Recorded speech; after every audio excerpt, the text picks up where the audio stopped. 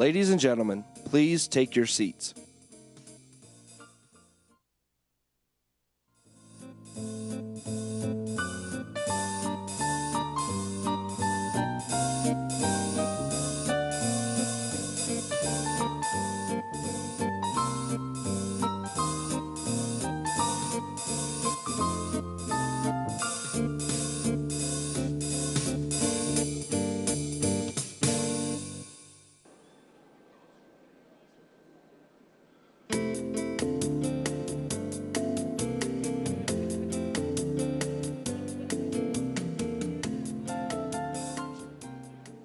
Please welcome Pueblo Mayor Nick Gradishar.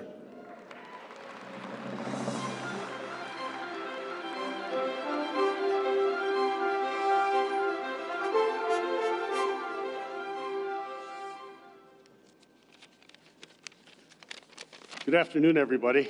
In fact, it's a great afternoon in Pueblo. I could be mistaken, and I know that we've had presidents of the United States in Pueblo before when they've been running for re-election, but it's been since 1962 when John Kennedy came to Pueblo to sign the Frying Pan, Arkansas bill since we've had an official presidential visit in the city of Pueblo. So welcome to this event.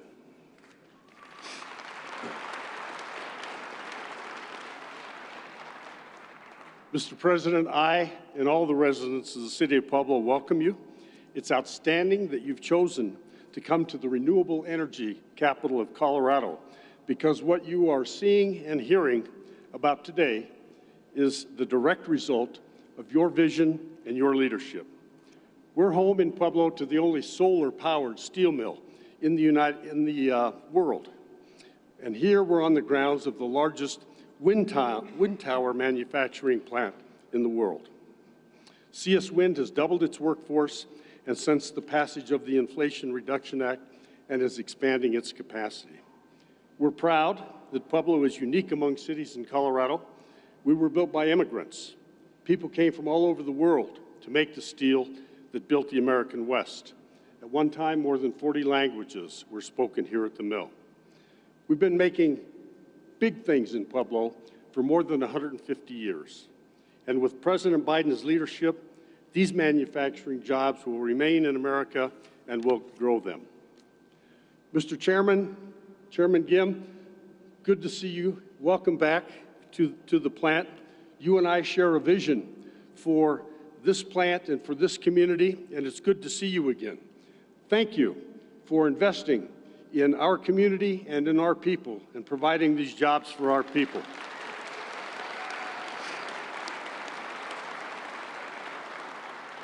You know, one of my goals as mayor has been to help create an economy where every young person who wants to stay in Pueblo is able to find a job or a career that will allow them to support their family. No young person should have to leave Pueblo in order to make a living.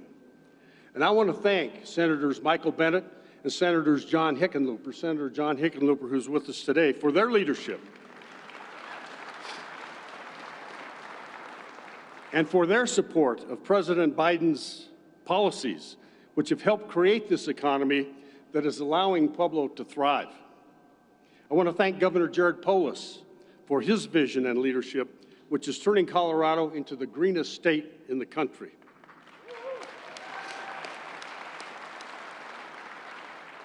We know that we're in the beginning stages of transitioning our economy and our country and reducing our carbon footprint. Together, we can make this successful for everyone. Let's keep going. Mr. President, welcome to Pueblo, and thank you for coming. Thank you.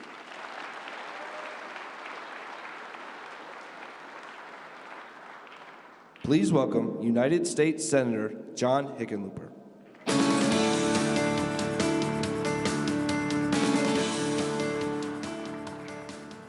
Well, good afternoon. This is a big day for Pueblo, a big day for Colorado. I want to recognize the mayor. Thank you for your remarks. Senator Bennett's not here, but as a junior senator who's lucky enough to have Michael Bennet as my mentor, I want to make sure to recognize him even though he's not here. Governor Polis, one of the, if not the greatest governor in America right now, certainly one of the greatest, and has certainly taken Colorado to new heights. And Chairman Gim, again, thank you for coming all this way, for having the faith in Pueblo and in Colorado to make the investments that allow us to see the future and to build the future that we can see. I want to recognize other community, local leaders. We wouldn't be here if not for President Biden's work to pass the Inflation Reduction Act. This is going to be compared to the New Deal. We're at a moment in history where 50 years from now, people are going to look back at this period as the beginning of a great transition, a global transition to clean energy, to new innovations in technology, to a better way of life. And I think that this great transition is starting right here in Pueblo. Here in Colorado, places like Pueblo have always been at the key of our advances. Manufacturing established in the 1880s. This is the foundation upon which we're building now. The IRA is the largest climate investment by any country ever in history. It gets us 80% of the way towards fulfilling President Biden's ambitious Paris climate ambitions or goal. It will cut emissions by 50% by 2030, and over $100 billion in tax credits to make this a reality. Billions for manufacturing solar, for making sure that we have the batteries and the technology and the network to get the electricity where we need it. CS Wind is a classic example, a prime example of how Colorado is capitalizing on the Investment Retirement Act. It's going to stimulate the local economy, it's going to create good-paying jobs, and it's going to achieve those clean energy goals. Energy independence starts in a place like Pueblo. As I said, all the way back to the 1880s, this city has been at the root of so much of what makes Colorado great.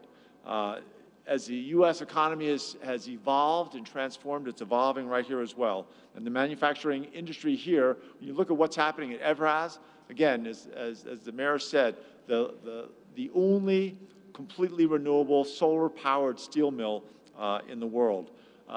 President Biden's also helped Southern Colorado in other ways. The Arkansas Valley Conduit, the mayor mentioned when John F. Kennedy came out here in 1962, right? He promised that we'd get fresh water to 40,000 people downstream.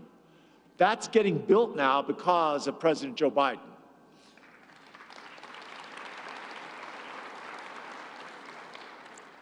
Pueblo proves that cities and rural areas built on manufacturing can still thrive.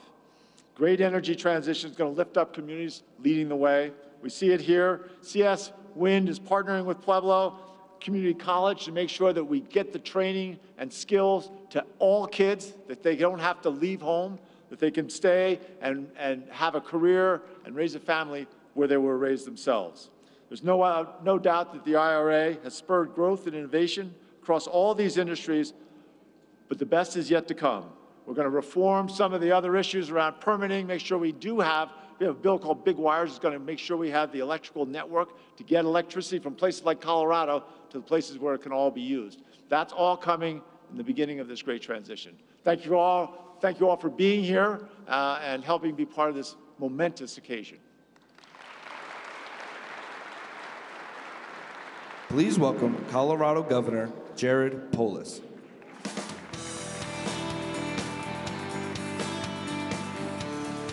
Good afternoon, everyone. It is so exciting to welcome President Biden to Pueblo, to see all of the exciting work building the green energy economy, creating good, clean jobs right here in Pueblo.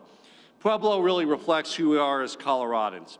It's so great to be back here at CS Winds. I got to join CS Wind for the ribbon cutting not too long ago. It's amazing to see this move from the legacy Vestas facility, 450 employees. Now we're at 700 or 800, heading to 1,300 when the construction is fully complete.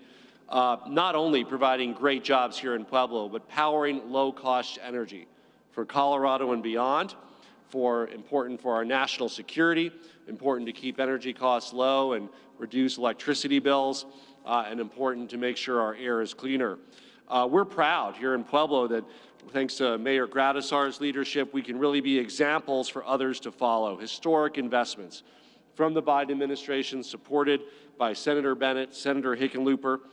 In Colorado, across our state, we have focused on maximizing the impact of this historic one-time federal investment, and that includes the bipartisan infrastructure law, the Inflation Reduction Act.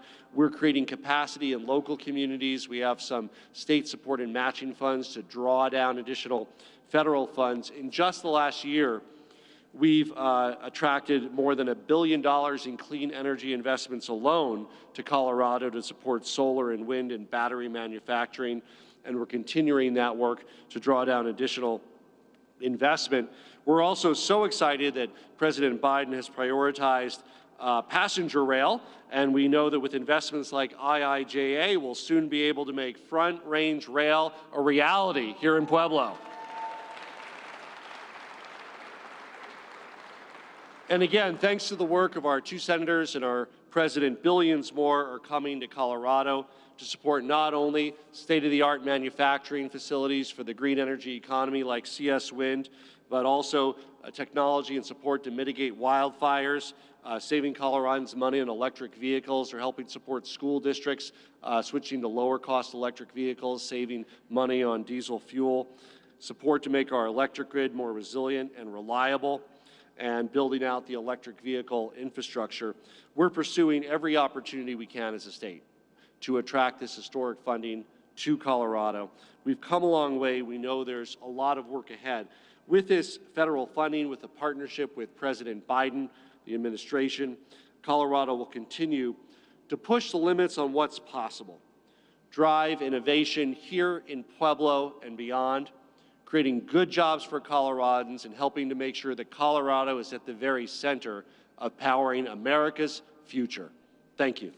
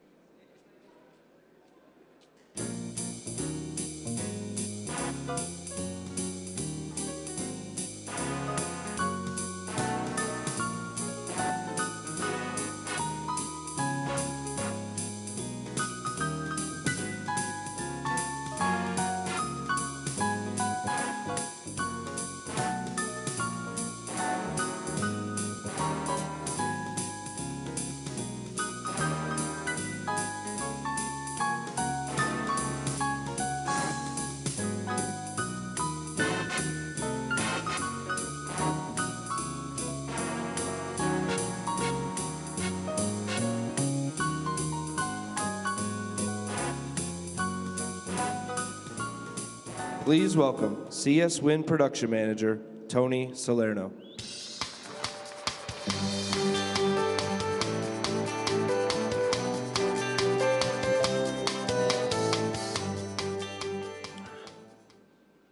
Good afternoon. My name's Tony Salerno, and I'm the production manager here at CS Wind America.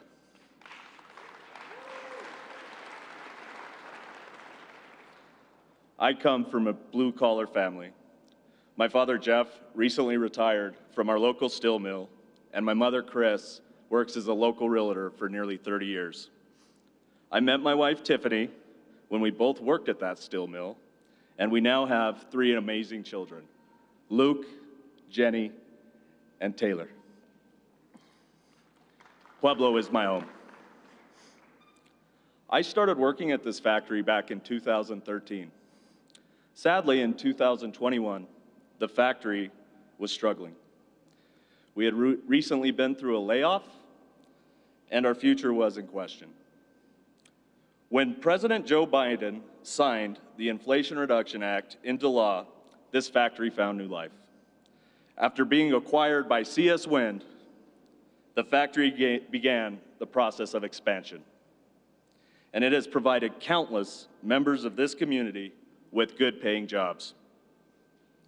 Because of President Joe Biden, this factory and this community have hope again.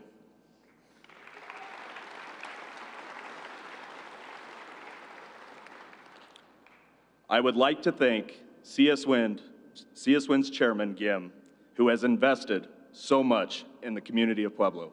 Thank you, Mr. Chairman.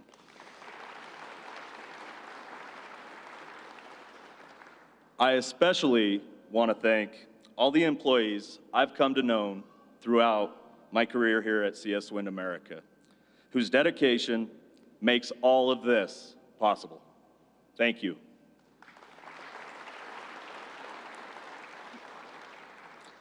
I would also like to thank the President for his diligence in getting this law passed that supports American manufacturing jobs and is helping so many in Pueblo realize their American dream.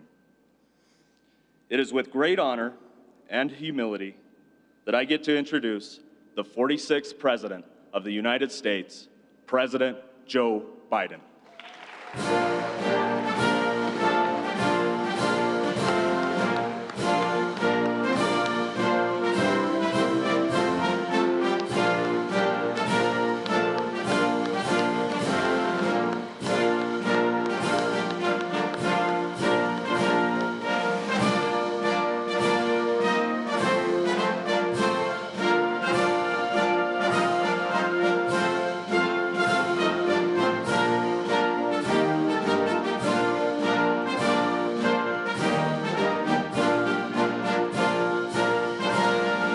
Thank you, Tony. Thank you for the introduction. Governor Jared Polis, where's the Gov sitting? There you go. Gov, thank you. You're doing a hell of a job. You really are for Colorado, and thank you for your leadership. And Nick, Mayor, the mayor here. You know, I walked off. Stand up, Mr. Mayor, so they see you. I was on the plane. They came to meet me at the Air Force One. I'm on the plane. I'm on the phone talking with my national security team about the next tranche of prisoners being released. And I knew I was running late, so I came down the stairs of Air Force One and ran right to the car, ran right by the mayor, and everybody came to see me. Mr. Mayor, again, I want to publicly apologize for that. Thank you. And a good friend of mine, a guy who's been a great partner, and a guy who is doing so much for this community, John Hickenlooper. Thanks for being such a great partner, John. I really mean it. I said there's one word. I was introducing John at another event, and I said there's one word that can describe John Hickenlooper, the most important word for an elected official: integrity. He's a man of absolute, total integrity. Thank you, John. And Chairman of CS Wind, Kim, where are you? There you go, man. Thank you. We've had more picture taken together lately that he's probably going to hurt his reputation back home. But I am friends with your leader, Mr. Moon. You know, we're good guys. Thank you for all and I want to thank all the tribal leaders for joining. All the tribal leaders are here. If you're here, you stand. Can I see? I don't know where you are. Maybe I'm not here right now. And to celebrate this historic investment, building a clean energy future made in America is part of the progress we're making growing the economy from the middle out and the bottom up, not the top down. Because when the middle class does well, everyone does well. We're investing in America. We're investing in Americans, and it's working. Since I took office, my Investing in America agenda has led to manufacturing boom that's attracted over $600 billion. $600 billion in private investment from private companies in America and around the world, manufacturing and industries of the future. When I took office, we set a goal to produce 100% carbon-free electricity by 2035. And because of my commitment to clean energy future, Made in America clean energy companies started investing here in Colorado. Here in Colorado, CS Wind, a Korean company, makes towers and wind turbines. I know you all know it, but people seeing this on television may not be certain. They used to make all their wind towers abroad. Then they decided to make them here in America as well. And today, CS Wind factory in Colorado is the largest wind tower manufacturer in the entire world. In the entire world, with over 870 employees. It's simple. As I've said for a long time, when I think climate, and I mean this sincerely, I think jobs. Jobs. That's what climate's about. Not only saving lives and saving the environment, but jobs. But that's not the end of the story. I signed a historic law, the most significant investment combating existential threat of climate change ever anywhere in the world. It does many things, including provide incentives to make wind towers in America and bonuses for clean energy projects that use those American-made wind towers to power American homes. And because of my Investment in America agenda, CS Wind plans to invest an additional $200 million to expand the facility right here, another $200 million, doubling its production and creating 850 more good jobs beyond what's going on. And because of the investment and incentives we wrote into the law, CS Wind recently announced its employees will receive an end-of-year bonuses as well. You can clap for that, man.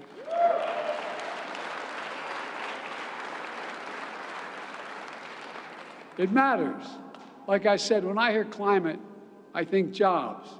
Here in Colorado, the wind turbine manufacturing Vistas is investing $40 million to expand its factory and hire an additional 1,000 employees. Solar manufacturer Meyer Burger is building a new solar cell factory just down the road in Colorado Springs. They'll create more than 350 new jobs themselves. And all across America, instead of exporting jobs, companies, both foreign and domestic, are creating jobs here in America and exporting American-made products. That's what we used to do 40 years ago. Through my bipartisan infrastructure law, we're also making the most substantial investment in American infrastructure since President Eisenhower built the interstate highway system. We're investing in roads, bridges, ports, airports, clean water, affordable high-speed internet. Already, we've announced over 40,000 projects. 4,500 communities across the nation are benefiting. And from the new Amtrak tunnel in Baltimore to the Brent Spence Bridge in Kentucky to right here in Colorado, $5.6 billion in 304 projects. We're investing $160 million in a 103-mile water pipeline known as the Arkansas Valley Conduit. It starts here in Pueblo. It'll bring water to 50,000 people across the southeastern Colorado.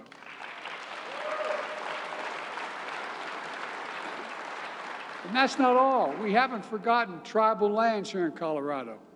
We're investing over $66 million in tribal lands here to ensure underserved Native American communities have access to affordable high-speed internet. The amazing thing is over 233,000 Colorado households already have a savings of $30 a month on their internet bills because of the Affordable Connectivity Program. You know, and as part of my commitment to conserve and restore our country's lands and waters, my administration already conserved more than 21 million acres nationwide, including when I was here a year ago at the Camp Hale Continental Divide National Monument, a beautiful place that will never, ever, ever be built on in the future generations.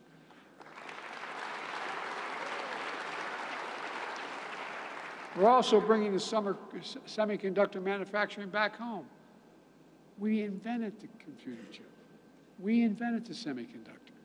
All those computer chips smaller than the tip of your finger that affect nearly everything in our lives, from cell phones to automobiles to refrigerators to advanced weapon systems. America invented these chips. But as time went on, we went from producing 40% of the world's chips down to just over 10%. That's why I designed and signed the CHIPS and Science Act. Because how can we remain the greatest nation in the world without leading the world in science and technology? How does that happen? We used to invest 2% of our gross domestic product in research and development as a nation. That's why we're leading the world. Over time, that went down to 0.7%. But we're changing that. Now, all over the country, semiconductor companies are investing literally hundreds of billions of dollars to bring chip production back home to America. In Colorado Springs, the company Microchip announced it would invest $880 million to expand their manufacturing capacity, creating 400 additional good-paying jobs in the semiconductor industry. And the fabs, that's what they call the factories they build in, these fabs, they pay an annual salary over $100,000 a year. And guess what? You don't need a college degree to get the job. Folks, things are changing.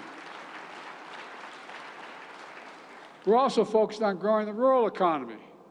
Let me put this in perspective for you. Just 4 big corporations control more than half of the markets in beef, pork, and poultry in all of America. And because so few companies control so much of the market, if one of those processing plants goes offline, it can have a massive impact on the supply chain disruptions, slowing production, and cost farmers real big. Under my administration, Colorado has received millions of dollars to strengthen and expand access to small, mid-sized meat and poultry processors. The big guys don't like it, but guess what? You have a guaranteed access. Having facilities close by means farmers and ranchers have a better shot at getting a fair price for their product. We're also helping farmers and ranchers deploy clean energy systems like solar panels on their farms and ranches, lowering energy costs and increasing their incomes. When farmers and ranchers do well, when the wealth they generate stays in Colorado, when their children can stay in Colorado, it builds a stronger rural economy.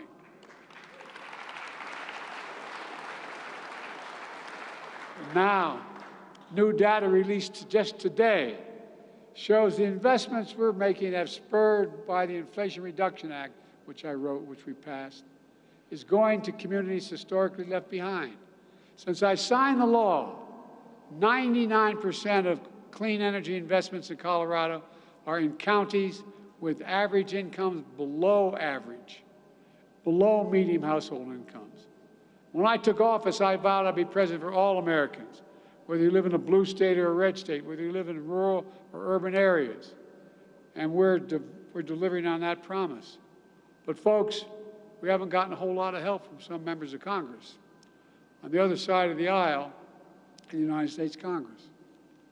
The historic investments we're celebrating today is in Congressman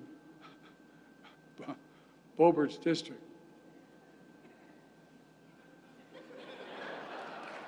She's one of the leaders of this extreme mega movement. She, along with every single Republican colleague, voted against the law that made these investments in jobs possible. And that's not hyperbole, that's a fact. And then she voted to repeal key parts of this law. And she called this law a massive failure. You all know you're part of a massive failure? Tell that to the 850 Coloradans that get new jobs in Pueblo and see us win thanks to this law. Tell that to the local economy that's going to benefit from these investments. Tell that to anyone who wants to listen. Tell, with thanks to Congressman, I think what she calls a massive failure a solar power company that's investing $400 million here in Colorado, creating for 56,000 homes, create 250 good-paying jobs. LightSource BP is building a new solar farm just down the road from here to power an additional 53,000 homes. Across Colorado, Xcel Energy is investing $1.7 billion to improve the state's electric grid. And folks, none of that sounds like a massive failure to me. How about you? I mean, it's crazy. This is an incredible opportunity. I've gone around the plant today to those I got to talk to. You're changing America. You're changing America. It all sounds like a massive failure in thinking by the Congresswoman and her colleagues. Her Congresswoman also voted against the CHIPS and Science Act. And when she voted against the bipartisan infrastructure law, she called it garbage, a scam. And as a matter of fact, the new Republican Speaker of the House, along with the Republican Congressman Vern Buchanan, just visited Sarasota, Florida yesterday to tour the construction of a new terminal at that airport. It's going to create thousands of jobs over time. The project is funded with nearly $30 million from the bipartisan infrastructure law. And it's going to generate more than $30 million for Florida multiple times over. And guess what? Both the Speaker and the Congressman voted against the law and spoke against the law.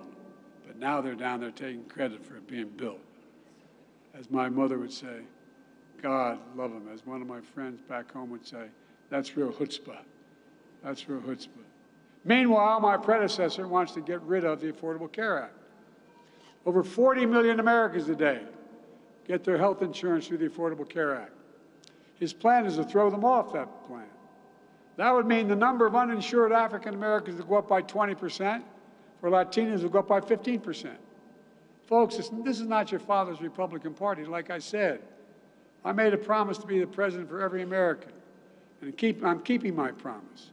And just this morning we learned that our economy, just this new data out, our economy grew by over 5% in the last quarter. That's more growth. That's more than it grew under my predecessor in any quarter outside the pandemic, despite promises of massive tax cuts for the wealthy, and corporations would be, what they said, would supercharge the economy and trickle down to working folks. Not a whole lot trickled down on most kitchen tables I'm aware of. But when I took office, since then, the first 2 years, we created over 14 million brand new jobs, good paying jobs. And nearly 250,000 of those good paying jobs are here in Colorado alone. We've created close to, remember we were told we're not going to be the manufacturing capital of the world. How can we be the manufacturing capital of the world again? Well, we've created close to 800,000 manufacturing jobs, almost twice as many as the previous administration did in all 4 years. The unemployment rate has stayed below 4% for over 20 months in a row, the longest stretch in 50 years. And we've seen the highest share of working-age Americans in the workforce in 20 years.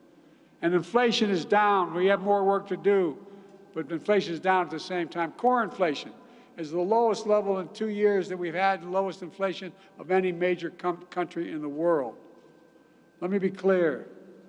Any corporation that's not passing these savings on to the consumers needs to stop the price gouging. And as my friend, Senator Bob Casey from Pennsylvania calls it, greedflation. American people are tired of being played for suckers. Look at all the hidden fees you have. You find out, you call up your bank and you want to find out what the balance in your account is. They charge you 20 bucks. I can go on and on and on. It's wrong. One thing I said after we passed all these major pieces of legislation, so the next big battle is going to be whether the very wealthiest among us begin, and the biggest corporations begin to start paying their fair share. I'm not talking about 80%, 70%, 90%. I'm talking about the highest tax rate in America is 38%, 36%. Let me be clear. The Speaker, Donald Trump, and the MAGA Republicans here in Congress are committed to protecting their outrageous tax cuts for those at the very top. And they're going to continue to oppose investing in all those programs that help people, whether it's in education, healthcare, or whatever. I have a different view. One of the ways that we paid for all those investments, and we paid for them, and by the way, I cut the federal deficit of over $7 billion while doing all this. But one of the ways we paid for these investments by making corporations begin to pay their fair share. Some of you may remember all the publicity back in 2020. 55 of the Fortune 500 companies in America made $40 billion in profits. That's good. You know what they paid in federal taxes? Zero. Not a penny. Not one penny. Because of the law I signed, billion-dollar corporations now have to pay a minimum of 15% of the federal tax. That's even less than you all pay. But they're paying zero before. That paid for all the work we did, and we have more work to do. Does anyone think the tax code's fair? If you do, raise your hand. I'm not joking. Even people doing well don't think it's fair. You know, we had about 750 billionaires in America before the pandemic. Now there are 1,000. You know the average rate those billionaires pay in their federal taxes? 8%. They make $1 billion, and they pay 8%. Raise your hand if you pay more than 8%. Every one of you do. I'm serious. Think about this. I mean, just think about it. That's less than a firefighter or a teacher or so many other people pay. That's why I'm proposing a billionaire minimum tax. Get this. A billionaire minimum tax, not even at the highest rate, at 25%, which is a lot of you pay if you're making a family of four making $150,000 a year. If just 25% is still 10% lower than the top rate, and it would raise $440 billion over the next 10 years. Just paying 25% instead of 8%. Imagine what we could do if we just made these billionaires pay their taxes like everyone else. We could use it to strengthen the Social Security and Medicare system instead of cutting them, or like Congressman Trump and Bo want to do. We could use it to help millionaires and millions of families afford, instead of millionaires, millions of families afford a little help with senior care. How many of you have a mom or dad that they don't want to have to give up all the value in their home, sell it and go to a nursing home? But you know, if they just had someone there at dinner time to help them with the dinner, or just had them in the morning there, just a little bit, they could stay, save a lot of money, and be a hell of a lot happier. Or we could do, what would we do with child care? When we had that child care tax cut, what happened? We had the lowest poverty rate for children in the history of America. But what it does, it generates income. All those moms and single dads who are taking care of their kids, they're able to get a job, pay a tax, go to work, because someone can be with their child. Child care. This is not about helping poor folks. It's about smart economics. If we had another 5 million women working who can't work now, it generates economic income and growth in their communities. And all these ideas would be a hell of a lot better for growing the American economy than letting billionaires keep paying less taxes than any middle-class person or working person in America. Let me close with this. My plan is based on the belief that every American willing to work hard, and some don't want to work hard, but every American willing to work hard should be able to get a job, no matter where they live, in the heartland or in a small town, to raise kids in a good paycheck and keep their roots where they grew up. My dad, that's the God's truth. I know I apologize to Hickenlooper and others who heard me say it 1,000 times. My dad used to say, and I said, I'm deadly earnest, he'd say, Joey, a job is about a lot more than a paycheck. It's about your dignity. It's about being treated with respect. It's about being able to look your kid in the eye and say, honey, it's going to be okay, and mean it. There are 250,000 more jobs in Colorado since I took office. That's 250,000 more people throughout this state, including in this district, who can look their kids in the eye and say, honey, it's going to be okay. That's what it's about. This is not any, they call it socialism. My plan is rooted in what we've always worked best for this country.